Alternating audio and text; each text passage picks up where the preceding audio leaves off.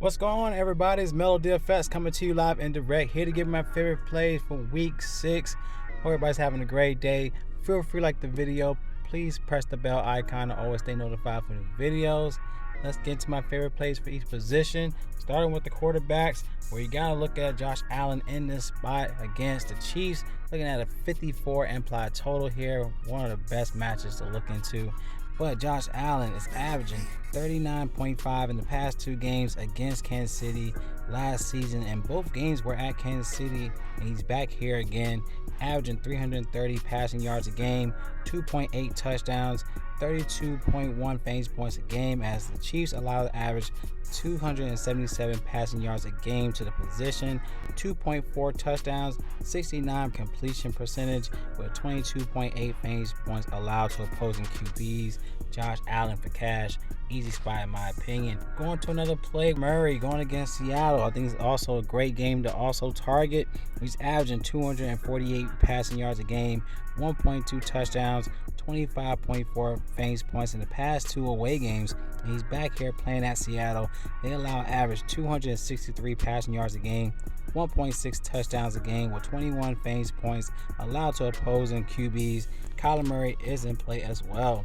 And going to the other side of this matchup, Geno Smith, he's 5,700, too cheap, and this guy's been crushing it lately. He's averaging 261 passing yards a game, 1.8 touchdowns, 21.2 fantasy points a game, as Cardinals allow average 259 passing yards a game to the position, a 69 completion percentage, 20.7 fantasy points to opposing QBs.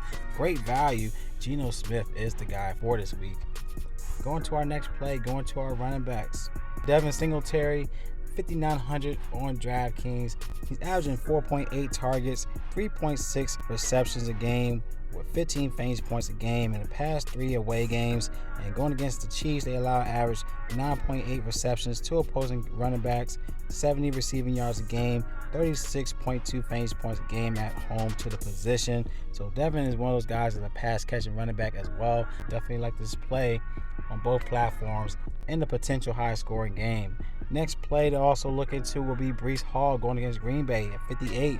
He's also averaging 5.8 targets, 3.4 receptions, 11 carries a game, averaging 17.2 fantasy points a game. He's also a pass catching running back, and this is one of those games where if they are trailing, they have to throw the ball. And Green Bay is allowing average 112 rushing yards to the position, 28 fantasy points a game at home to opposing running backs. So Breece Hall is still in play. He's still undervalued, under 6,000.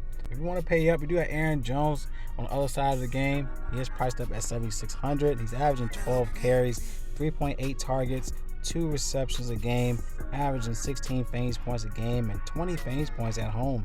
And the Jets allow average 94 rushing yards a game, 26 fantasy points went away to opposing running backs. So Aaron Jones, also a great play to consider if you want to pay up at this position. Going to our next play, going to our wide receivers. Of course, you want to pay up. You got Justin Jefferson. He has been crushing it lately in the last 2 games, averaging 33.5 fantasy points. Going against Miami, as they allow an average 173 receiving yards a game to the position, 40 fantasy points a game to opposing wide receivers. He is averaging 11 targets, 8 receptions a game, 109 receiving yards a game with 3 touchdowns. So I like the spot for Justin Jefferson if you want to pay up at this position. Another play to look at, one pair with Geno Smith, DK Metcalf. He's 6,800. He's averaging 8.6 targets, 5.6 receptions a game, 74 receiving yards a game with 2 touchdowns, 15.6 fantasy points a game. And Arizona allows an average 136 receiving yards a game, 30.2 fantasy points a game. And I like this connection with Geno Smith in this matchup. So definitely want to pair him up with a receiver correlation. Going for a value play, I do like DJ Moore. He's 5,100.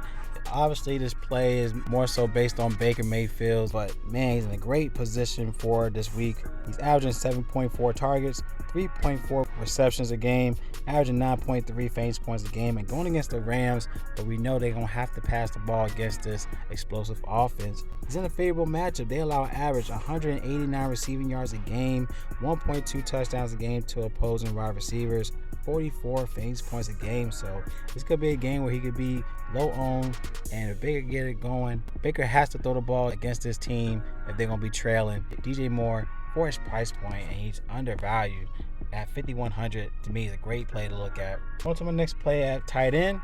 We got Zach Ertz playing on the other side of the game against Seattle.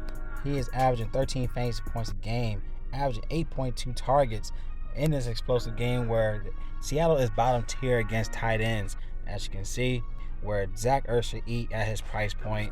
At 4,900, Zach Ertz is in play. Going to another play, I do like Tyler Higbee. We just got to look into the status if he was limited in practice on Thursday, but more likely should suit up for this matchup against Carolina. He is 4,600, averaging 9.6 targets, 6.6 receptions a game, averaging 12.4 fantasy points a game. As Carolina averages 10.5 fantasy points allowed to opposing tight ends, around 39 receiving yards a game. So Tyler Higbee is in play, getting the volume as well.